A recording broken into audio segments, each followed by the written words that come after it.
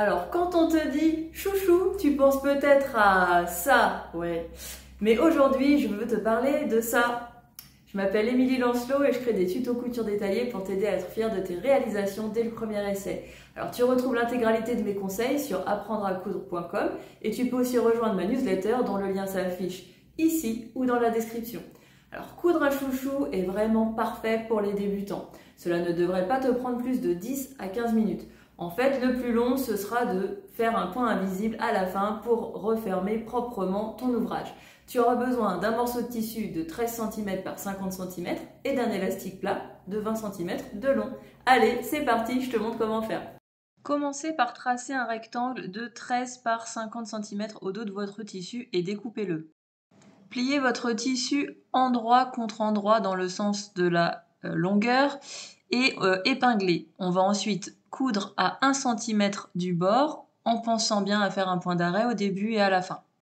Pour se faciliter la tâche, on peut prendre un point de repère. J'aligne mon tissu à l'extérieur droit de mon pied et je pique tout le long en gardant cet alignement du début à la fin.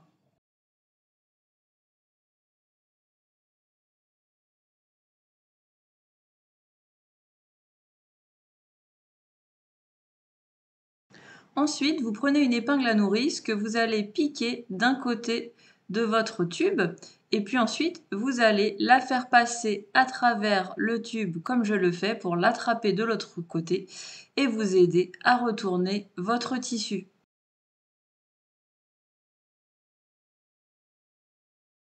C'est un petit peu long, on prend son temps, c'est hyper facile, il suffit de ne pas s'énerver et ensuite on peut retourner l'intégralité du tube.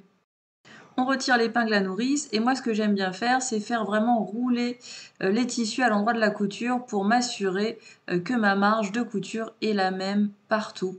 Donc en gros je viens aplatir mon tissu à la main et je vais faire en sorte que la couture soit un petit peu décalée sur l'arrière pour qu'elle ne se voit pas sur l'endroit de mon chouchou.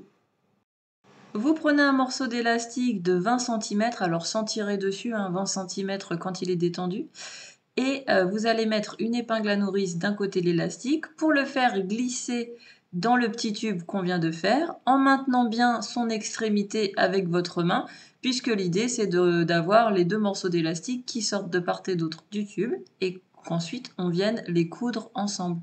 Alors vous pouvez aussi faire un nœud si vous préférez. Personnellement, je préfère faire une couture en faisant plusieurs fois un point avant, point arrière. Je reviens plusieurs fois sur mon passage pour être sûr que ce soit bien solide.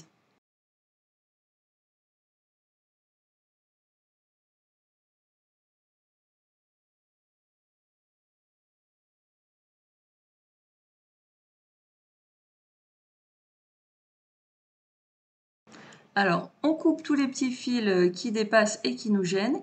Et ensuite, on va prendre un des côtés, un des bords francs du chouchou, qu'on va rentrer vers l'intérieur sur 1 cm environ, comme pour faire un début d'ourlet. Et on va venir glisser l'autre partie à l'intérieur. Et on va ensuite refermer avec un point invisible.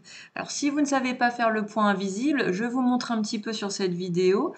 Mais si vous êtes débutant ou débutante, je vous conseille d'aller voir le tuto dédié que j'ai fait sur le sujet qui explique très bien comment refermer proprement une couture à la main. Donc le tuto s'affiche maintenant sur votre écran. Donc je vous invite à faire ça et puis à revenir par ici quand vous avez terminé. Si vous avez déjà cousu au point invisible, mais que vous avez quand même besoin d'un petit rappel, sait-on jamais. Donc vous enfilez votre fil en simple, vous faites bien un nœud à la fin, et puis ensuite on va venir cacher notre nœud dans le repli de notre tissu pour bien sortir sur la tranche. Et ensuite, le point invisible qu'on appelle aussi point d'échelle, le principe c'est que on vient piquer parallèle au bord, parallèle à la lisière en fait, en piquant bien à chaque fois en face de notre fil. Une fois que vous avez fait tout le tour au point invisible, vous faites un nœud et vous rentrez votre fil dans l'ouvrage. Votre chouchou est maintenant terminé. Bravo, tu viens de terminer ton premier chouchou, tu vas pouvoir en faire plein d'autres pour toi, pour assortir à tes tenues ou pour faire des petits cadeaux.